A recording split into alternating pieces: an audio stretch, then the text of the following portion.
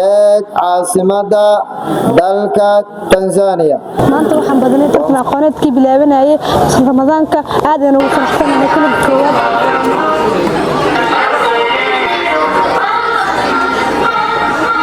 adikalaadley halkan waa iskuulka hoose dhexe iyo sare Hiiraan dabcan saakay halkan waxaa lagu qabtay barnaamijka sanadlaha ee bisha barakeysan ee Ramadaan oo iskuulka halkan ugu qabto dabcan waxaa halkan sidoo kale ku sugnaa macallimiinta ardayda iyo sidoo kale labada dhinac halkan ku tartamayay iyadoo isla markaana guushu ay saakay halkan ku raacday galaaska Zaban ama sidoo kale fasalka 7aad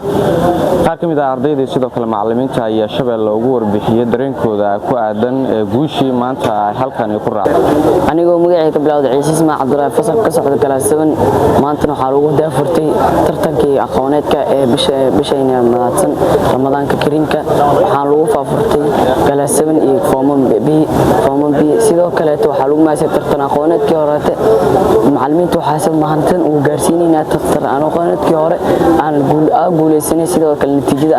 anigoo ku bilaabay magacayga Samiira Daahir Cusmaan oo ka socda fasalka 7aad maanta waxaan badnay tartan aqooneedkii bilaabanayay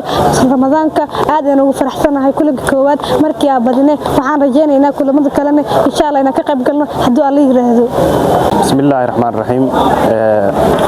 magacaygu waa Bashiir Ibraahim Sheekh Cabdullaahi waxaan ka mid ahay barayaasha iskuulka Hiiraan saaka oo Ramadaan bisha koowaad ay tahay maalinta koowaad ay tahay waxaan noo qabsoomay tartan aqooneedkii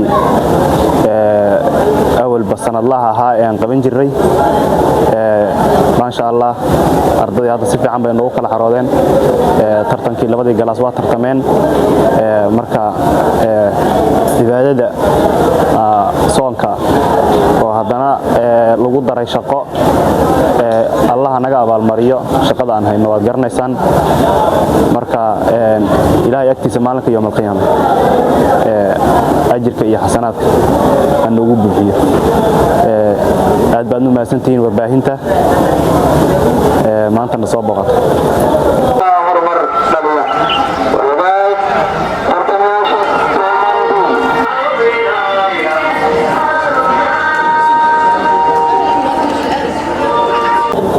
Liban Subane Daawud TV-ga raadiyaha caalamiga Shabeelle dugsiga hoose dhexe Hiiraan ee magaalada Beledweyne.